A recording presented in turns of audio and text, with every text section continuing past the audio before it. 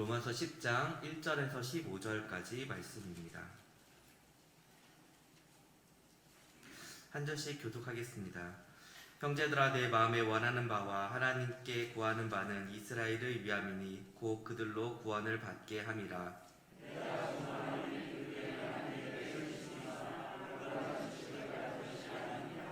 하나님의 의를 모르고 자기 의를 세우려고 힘써 하나님의 의에 복종하지 아니하였느니라.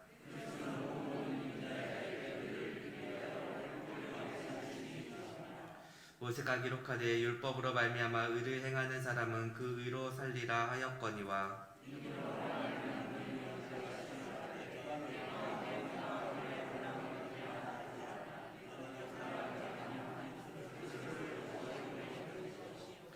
혹은 누가 무적행에 내려가겠느냐 하지 말라 하니 내려가겠느냐 함은 그리스도를 죽은 자 가운데 모셔 올리는 것이라.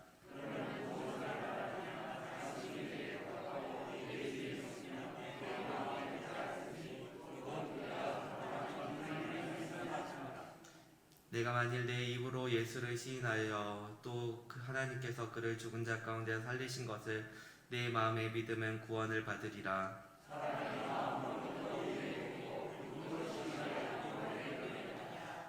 성경에 이르되 누구든지 그를 믿는 자는 부끄러움을 당하지 아니하리라 하니,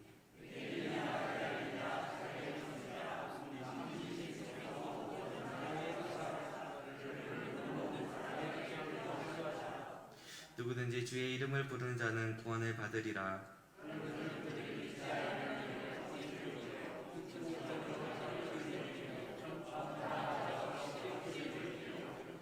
같이 읽겠습니다. 보내심을 받지 아니하였으면 어찌 전파하리요. 기록된 바 아름답도다. 좋은 소식을 전하는 자들의 발휘함과 같으니라. 아멘. 우리 설교의 제목을 같이 읽겠습니다. 같이 읽겠습니다. 시작. 그리스도의 겸손으로 얻은 복음. 아멘. 성도 여러분, 요즘에 갖고 계시는 가장 큰 고민이 무엇인가요? 가장 바라시는 소원, 그것이 무엇인가요? 1절에 보면 이렇게 시작을 합니다. 형제들아, 내 마음에 원하는 바와 하나님께 구하는 바는 이스라엘의 위함이니 곧 그들로 구원을 받게 함이라 라고 되어 있습니다. 사도 바울은 오늘 말씀을 시작하면서 그 마음의 소원이 그들로 구원을 받게 함이라 라고 시작을 하고 있습니다. 성도 여러분들은 마음속에 무엇을 소원으로 갖고 계신지 모르겠습니다. 마음의 소원, 무언가 바라고 원하는 것들이 우리 각자에게는 다 있습니다. 네, 성도 여러분, 제가 오늘 본문 말씀을 준비하면서 이 본문에 있는 내용은 너무 우리에게 익숙한 거죠. 복음이라고 하는 것입니다. 복음.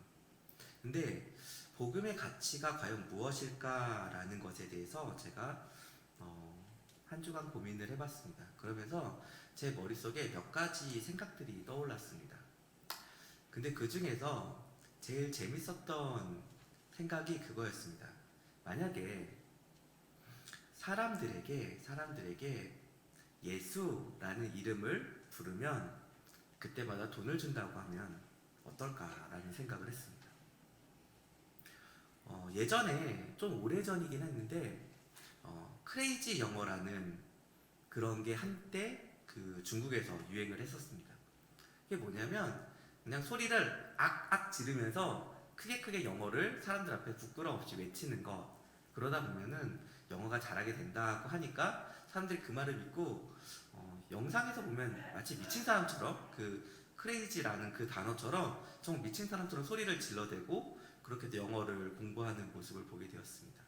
그러니까 사람들은 자기가 원하는 소원이 있다라고 하면은 그것이 때로는 부끄럽고 남들이 볼 때는 뭔가 제정신이 아닌 것 같은 행동을 할지라도 그 소원을 이루기 위해서 그 일들을 감당하는 것을 보게 됩니다. 오늘 본문에 보면 사도 바울은 이스라엘 백성들을 구원하기 위한 그 마음의 소원을 가지고 있다라고 시작을 합니다. 그런 후 근데 그 사람들에게 복음을 전하려고 하는데 이스라엘 백성들에게 복음을 전하려고 하는데 여기 본문에 나와 있는 것처럼 그들은 예수님의 복음을 받지 않습니다. 왜냐하면 그들은 자기 마음속에 의가 있다고 생각하기 때문입니다. 우리가 복음을 증거할 때 사람들이 복음에 대해서 이런 생각들을 많이 갖고 있는 것을 보게 되었습니다. 그건 뭐냐면 필요 없습니다. 필요 없습니다. 그것이 없어도 저는 살 수 있습니다. 그것이 없어도 나는 사는데 아무런 지장이 없습니다. 아무 불편함이 없습니다. 그리고 나는 당신이 볼 때는 어떨지 모르겠지만 당신은 나에게 죄인이라고 하지만 나는 세상에 죄 안 짓고 괜찮게 잘 살아가고 있습니다. 라고 이야기합니다. 정말로 사람 앞에서 내가 부끄러운 죄인이다 라는 것을 안다면 부끄러운 사람은 다른 사람 앞에서 고개를 들 수가 없습니다. 왜냐하면 부끄럽기 때문입니다. 우리 주변에도 죄를 짓고 뭔가 사회적으로 위축되어 있는 사람들은 사람들의 얼굴을 제대로 쳐다보지 못합니다. 그리고 고개를 숙이고 은둔하고 사람들을 피해 다니려고 합니다. 근데 세상에는 많은 사람들은, 대부분의 사람들은 고개를 잘 들고 당당하게 잘 다닙니다. 근데 그들이 하나님 앞에서 죄인이다라는 사실을 깨달아 안다면 정말로 우리가 항거할 수 없고 저항할 수 없는 절대자이신 하나님께서 우리를 진노의 눈으로 쳐다보고 있고 우리에게 진노가 곧 임하고 있다는 것을 안다면 그들은 부끄러워서 하나님이 무서워서 고개를 들지 못하고 피해 다닐 것입니다. 근데 세상에 있는 사람들은 그렇지 않고 당당하게 고개를 들고 활개를 치고 다닙니다. 왜냐하면 그들의 마음속에는 나는 의롭다라는 마음이 있기 때문입니다. 하나님이 무엇인데 나를 심판하느냐라는 의로움이 그들에게 가득 차 있기 때문입니다. 오늘 본문에서는 이스라엘 백성들이 갖고 있던 의가 그렇습니다. 우리에게는 율법이 있어. 이 율법으로 말미암아 하나님께서 우리를 선택한 아브라함의 후손이야 라고 하는 이 의가 있었기 때문에 그들은 당당하게 살아갑니다. 그리고 우리가 복음을 증거하는 이 세상에 있는 사람들도 자기 나름의 당당함을 갖고 있습니다. 포스트 모더니즘이든 세상에 있는 그러한 상대주의적 가치관이든지 간에 자신들이 갖고 있는 그 가치관으로 인해서 세상 앞에서 부끄러움 없이 살아가게 됩니다. 그리고 우리가 복음을 증거하려고 하는, 우리가 너무나 사랑하는 자녀들 혹은 복음을 증거하는 사람들도 그러한 가치관에 있어서 저에게는 지금 복음이 필요 없습니다 라고 이야기합니다. 근데 로마서 10장 4절에 보면 이렇게 얘기합니다. 그리스도는 모든 믿는 자에게 의를 이루기 위하여 율법의 마침이 되시느니라 라고 되어 있습니다. 이 율법의 마침이 무엇이냐라고 하면 갈라디아서 4장 4절과 5절에 있는데 같이 읽도록 하겠습니다. 시작. 때가 참에 하나님이 그 아들을 보내사 여자에게 나게 하시고 율법 아래 나게 하신 것은 율법 아래에 있는 자들을 속량하시고.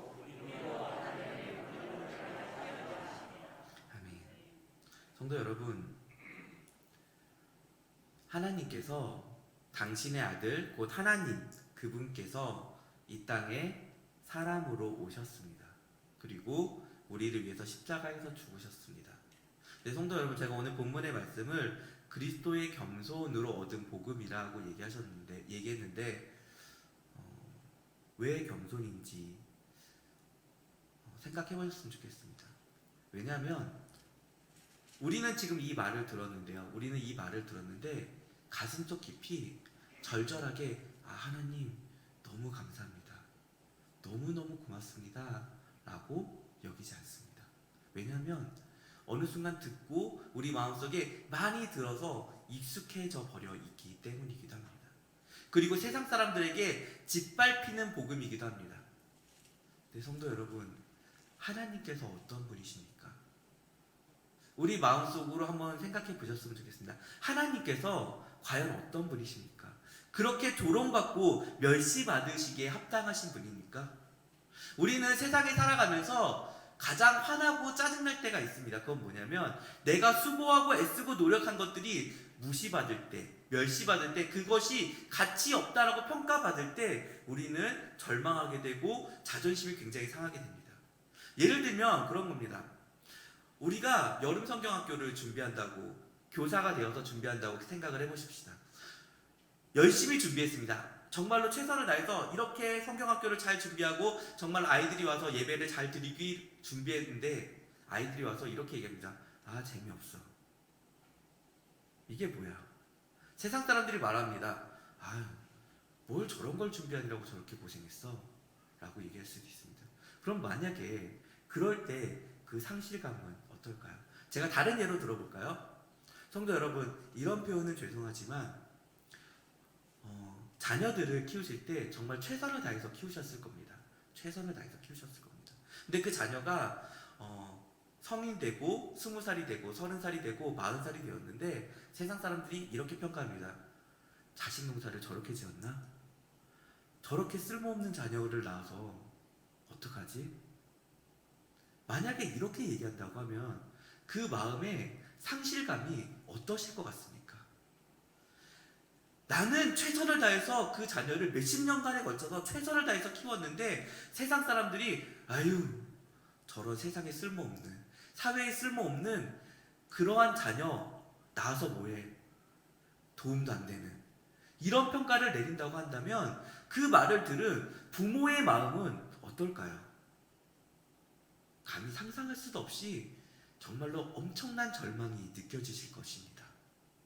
그렇다면 성도 여러분, 하나님께서 친히 독생자 예수 그리스도를 이 땅에 보내주셔서 인간으로 이 땅에 태어나게 하셨고 하나님의 율법과 진노 안에서 이 땅 안에서 살아 계시다가 세상 사람들에게 조롱받고 멸시받고 십자가에서 옷 벗김 당하시고 매 맞고 조롱받으시고 피 흘리시고 십자가에서 죽으시고 그리고 이루신 그 복음이 지금 세상에서 어떠한 대우를 받고 있는지 생각하신다면 우리 마음에 어떤 마음이 들까요? 저는 이것이 그리스도의 겸손이라고 생각합니다. 하나님께서 과연 모르셨을까요? 세상 사람들이 예수님을 보내주셔서 이 땅을 얼마나 사랑하셨는지 복음을 주셨음에도 불구하고 세상 사람들이 그 복음을 얼마나 하찮게 여길지 얼마나 값없이 여길지 또는 하나님을 믿는 우리 그리스도인들조차도 그 복음이 때때로는 값어치 없다라고 말로는 이 복음이 세상에서 가장 값진 것이다 라고 얘기하지만 진실로 우리의 속마음 가운데 그것이 내 삶에서 몇 번째 우선순위를 차지하고 있는지 한번 염두에 보셨으면 좋겠습니다. 저는 진실로 이번 주를 생각하면서 예수 그리스도의 복음이 내 삶에서 정말로 당당하게 첫 번째인가 라고 얘기했을 때 과연 그럴까? 내가 지금 말로는 정말 그렇게 얘기하는데 정말 내 나무에서 내 중심에서도 그렇게 생각하고 있는가? 내가 스스로 속이고 있는 건 아닌가? 라는 고민을 굉장히 많이 했습니다. 성도 여러분 어떠신가요? 정말로 우리의 마음 가운데 복음이 가장 우선이신가요? 제가 아까 자녀들을 예로 들었을 때 자녀들을 조롱하고 욕했을 때 마음에 어쩌면 울컥하시는 분이 있었을지도 모릅니다. 그렇다면 우리를 사랑하사 독생자 예수 그리스도를 보내주신 그 예수 그리스도의 그 복음은 우리에게 과연 어느 정도의 값어치가 있냐라는 것입니다. 어느 정도의 값어치가 있냐라는 것입니다. 여기 보면은 6절과 7절에 보면은 이런 말이 있습니다. 믿음으로 말미암아 의는 이같이 말하되 내 마음에 누가 하늘에 올라가겠느냐 하지 말라 하니 올라가겠냐면 그리스도를 모셔 내리려는 것이요 혹은 누가 무저갱에 내려가겠느냐 하지 말라 하니 내려가겠냐면 그리스도를 죽은 자 가운데서 모셔 올리는 것이라. 이것은 신명기 30장 12절과 14절에 있는 말인데 같이 한번 읽어보도록 하겠습니다. 신명기 30장 12절과 14절 말씀을 같이 읽어보겠습니다. 시작. 하늘에 있는 것이 아니니 내가 이르기를 누가 우리를 위하여 하늘에 올라가 그 명령을 우리에게로 가지고 와서 우리에게 들려 행하게 하려 할 것이 아니요 오직 그 말씀이 내게 가까워서 내 입에 있으며 내 마음에 있은즉 내가 이를 행할 수 있느니라. 아멘. 이 6절과 7절에 있는 말씀은 신명기에서 나와 있는 모세가 한 말인데 율법에 관한 이야기입니다. 율법, 하나님의 율법을 과연 누가 갖고 올 수 있겠느냐라는 말을 여기서 인용한 건데 그런 것입니다. 하나님의 말씀을 우리가 과연 듣고 그 의를 행하는 자는 구원을 받을 것이다 라고 신명기에 기록되어 있습니다. 그런데 우리가 잘 아는 바와 같이 하나님의 의를 행할 수 있는 자가 과연 누군가 라는 것입니다. 로마서 3장 10절에서 12절 말씀을 같이 읽겠습니다. 시작. 기록된 바 의인은 없나니 하나도 없으며 깨닫는 자도 없고 하나님을 찾는 자도 없고 다 치우쳐 함께 무익하게 되고 선을 행하는 자도 없나니 하나도 없도다. 아멘. 성도 여러분, 신명기에서는 분명히 율법을 행하면 구원을 얻는다라고 되어 있는데, 문제는 그 율법을 행할 수 있는 자가 실제로는 아무도 존재하지 않는다라는 것입니다. 왜냐하면 하나님께서 인간을 창조하셨을 때는 그럴 수 있는 존재였지만 아담과 하와의 타락 이후로는 우리는 죄로 인해서 타락한 인생들이 되어서 하나님의 율법을 온전하게 지킬 수 있는 인생이 아무도 없기 때문입니다. 그리고 우리는 그로 인해서 예수님만이 우리를 구원할 수 있다는 사실을 말씀을 통해서 배우게 됩니다. 그래서 오늘 말씀 9절과 10절과 13절 말씀을 같이 한번 읽어보겠습니다. 시작. 내가 만일 내 입으로 예수를 주로 시인하며 또 하나님께서 그를 죽은 자 가운데서 살리신 것을 내 마음에 믿으면 구원을 받으리라. 사람이 마음으로 믿어 의에 이르고 입으로 시인하여 구원에 이르느니라. 누구든지 주의 이름을 부르는 자는 구원을 받으리라. 아멘. 성도 여러분, 중요한 게 있습니다. 주의 이름을 부르기만 하면 구원을 받는다라고 얘기합니다. 근데 제가 말씀 시작할 때 그렇게 얘기했죠. 예수님의 이름을 부르면 돈을 준다고 하면 믿을까? 라는 것이죠. 아마 제가 여기에 서서 사람들한테 이렇게 외친다면 사람들은 미친 듯이 소리를 지르고 그것에 대해서 이름을 부를 것입니다. 뭐라고 하냐면, 자, 저의 이름을 가장 크게 외치는 사람들에게 이번 주 로또 당첨번호를 알려주겠습니다 라고 얘기한다면, 그러고 그것이 진짜라면, 그리고 내가 그것을 할 수 있을 만한 능력이 있다면 아마 세상에 있는 사람들은 정말 목이 터져라라고 저의 이름을 불러댈 것입니다. 제가 우상숭배자나 이단 교주가 되고 싶은 게 아니라 진짜로 그런 것입니다. 세상 사람들에게 있어서 로또 당첨되는 거, 돈을 많이 버는 거는 목이 터져라, 수만 명 중에 한 사람이 되게 될지라도 그 중에 내가 최고의 목소리를 내서라도 내가 그것을 쟁취하고 싶은 것, 그것입니다. 근데 우리 예수님께서는 그렇게 요구하지 않았습니다. 세상 사람들아 열심히 외쳐봐라. 내 귀에 예수 그리스도 내 이름을 가장 크게 부르는 자 내가 몇 명 선택해서 선착순으로 구원시켜줄게. 그렇게 하지 않으셨습니다. 하늘에 전광판을 띄우셔서 자 이제 너희 중에서 목소리 크게 내 이름을 외치는 자는 내가 구원해줄게. 그렇게 하지도 않으셨습니다. 그냥 예수 그리스도의 이름을 부르는 자, 그분들에게는 모두 다 구원을 얻게 해주시는 영광을 주시겠다고 했습니다. 성도 여러분, 이게 얼마나 큰 겸손인지 이해가 되십니까? 우리는 세상을 살면서 때로는 교회를 봉사하면서도 우리의 의가 드러나지 않으면, 내가 수고하고 봉사하고 애쓴 것이 드러나지 않으면 그것에 대해서 무시를 받게 되면은 화가 납니다. 아, 저 사람이 나를 무시하나? 내가 이렇게 수고했는데 알아봐주지 않나? 라고 하는 그러한 마음들이 우리의 마음 가운데 불쑥불쑥 튀어나게 됩니다. 근데요, 전능하신 하나님께서, 세상에서 가장 존귀하신 그분께서 복음에 대해서 세상에서 하찮게 여김을 당하고 있음에도 불구하고 그것에 대해서 우리에게 강요하지 않으십니다. 그것에 대해서 강요하지 않으십니다. 그리고 우리에게 너무나 쉬운 길을 열어주셨습니다. 성도 여러분, 제가 청년들 중에 취업을 하기 위해서 몇 년씩 공부하는 청년들을 자주 봅니다. 취업, 우리의 짧은 인생 가운데 정말 몇십 년 우리가 먹고 사는 그 돈을 벌기 위해서 조금 더 좋은 직장을 들어가기 위해서 몇 년 동안 혹은 몇 달 동안 잠도 제대로 못 자고 정말 하루 종일 공부만 하고 면접을 준비하고 그 면접관의 기분을 맞추기 위해서 나를 취업시켜줄 수 있는 그 사람의 성향을 파악해서 분석하면서까지 노력해서 취업하고 합격하기 위해서 애쓰고 노력을 합니다. 그리고 결국에는 겨우겨우 거기 합격한다고 해도 거기서 가장 말단 직원으로부터 힘겹게 살아가야 됩니다.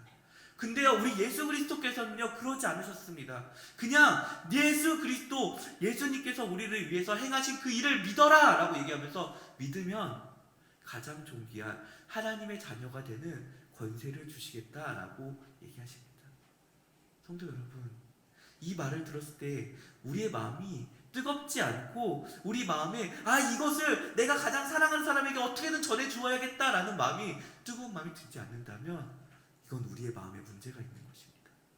예수님께서 우리에게 더 이상 어떻게 겸손하실 수 있을까요? 더 어떻게 우리에게 낮아지실 수 있고 우리에게 더 어떻게 더 좋은 길을 열어주실 수 있을까요? 그냥 예수 그리스도의 이름만 부르면 되는데 그것을 우리가 못하고 우리의 자녀들이 못하고 우리가 믿는 자들이 못한다면 어떻게 해야 될까요? 오늘 말씀 가운데 이 부분을 읽었으면 좋겠습니다. 요한복음 3장 16절 말씀을 같이 한번 읽어보겠습니다. 시작. 하나님이 세상을 이처럼 사랑하사 독생자를 주셨으니 이는 그를 믿는 자마다 멸망하지 않고 영생을 얻게 하려 하심이라. 아멘. 성도 여러분, 하나님이 세상을 이처럼 사랑하셨습니다. 믿으십니까? 근데 빌립보서 2장 7절과 8절을 보면 사랑하시는 방법이 나와 있습니다. 같이 읽겠습니다. 시작. 오히려 자기를 비워 종의 형체를 가지사 사람들과 같이 되셨고 사람의 모양으로 나타나사 자기를 낮추시고 죽기까지 복종하셨으니 곧 십자가에 죽으심이라. 아멘. 예수님께서 우리를 사랑하신 것은 자기를 죽기까지 복종시키사 십자가에서 죽으신 것입니다. 성도 여러분, 오늘 본문 말씀 14절과 15절 말씀을 같이 읽겠습니다. 시작. 그런즉 그들이 믿지 아니하는 이를 어찌 부르리요 듣지도 못한 이를 어찌 믿으리요 전파하는 자가 없이 어찌 들으리요 보내심을 받지 아니하였으면 어찌 전파하리요 기록된 바 아름답도다 좋은 소식을 전하는 자들의 발이여 함과 같으니라. 아멘. 이번 주 목요전도단에 가장 많은 성도들이 오셨습니다. 근데 우리가 사람을 서로가 서로를 공감하기에 가장 좋은 방법은 그 사람의 역할을 대신하는 것입니다. 아마 여기 계신 분들은 이미 한 차례 다 겪어보셨을 것입니다. 그건 뭐냐면 자녀에서 부모가 되는 과정을 겪으신 것입니다. 자녀일 때는 부모의 마음을 잘 모른다고 합니다. 근데 자녀가 부모가 되는 순간 부모의 마음을 경험한다고 합니다.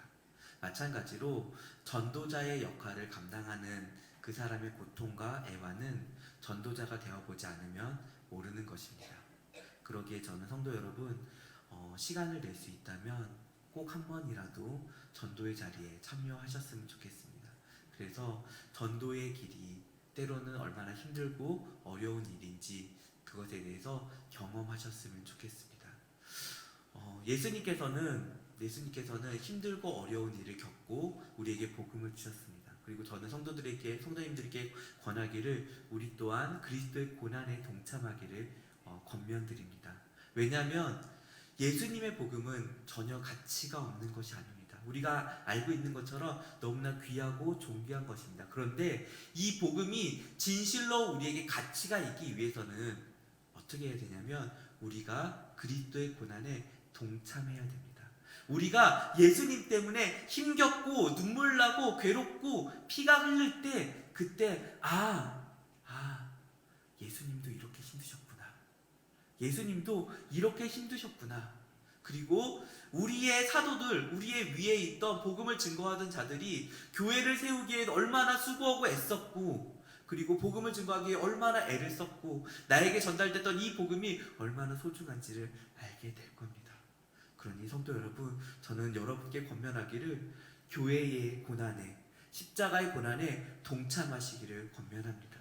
그러기에 예수님께서 오늘 본문 말씀에 그런 겁니다. 아름답도다 좋은 소식을 전하는 자들의 발이여 함과 같도다 라고 하는 것은 아름답도다 좋은 소식을 전하는 자들의 발, 그거는 여기에 있는 우리 모두를 얘기합니다.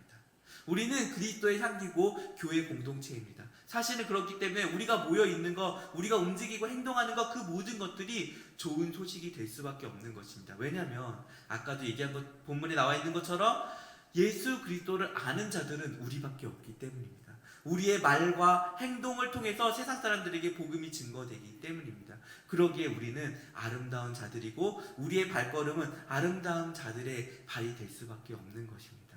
근데 이 발이 정말로 진정한 값어치를 갖기 위해서는 그리스도의 고난에 동참하셔야 됩니다.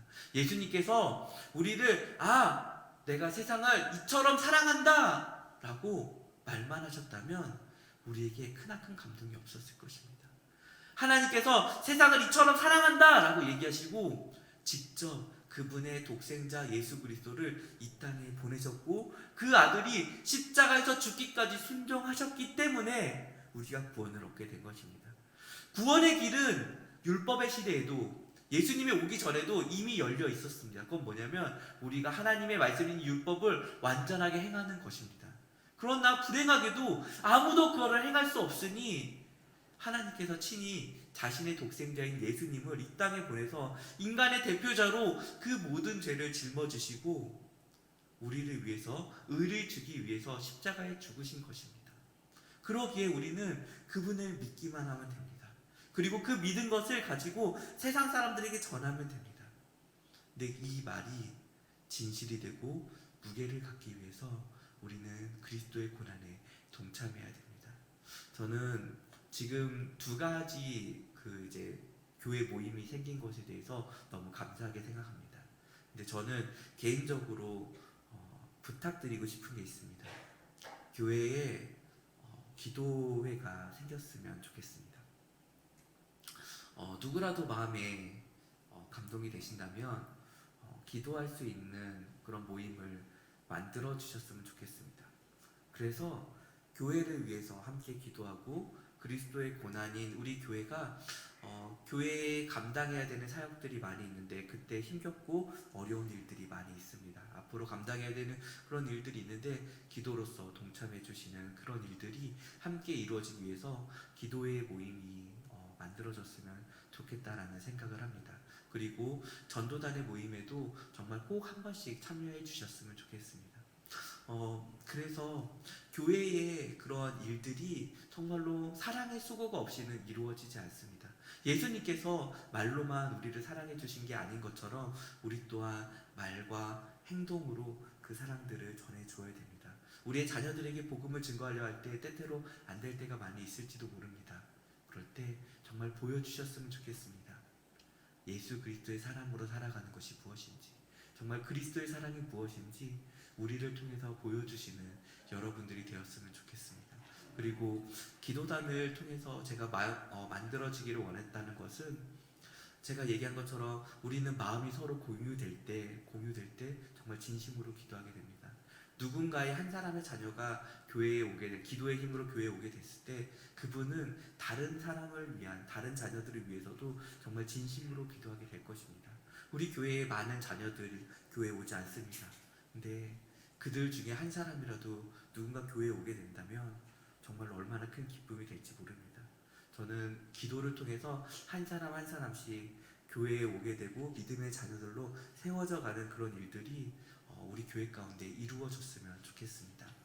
그러기 위해서 우리가 마음을 모았으면 좋겠고 기도의 모임이 조직되었으면 좋겠습니다.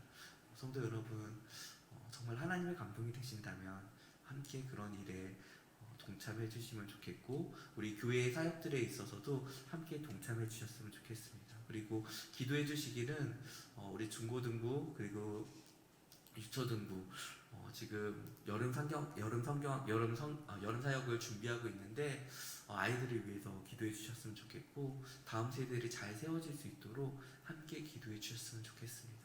그러니까 교회가 정말로 하나 되는 마음, 여기 오늘 사도행전 10장 1절에 나와 있는 것처럼 우리의 마음이, 사도 바울은 이스라엘 백성들을 구원하는 데 마음이 쏠려 있는데 우리의 마음이 지금 어디에 쏠려 있는지 한번 보셨으면 좋겠습니다.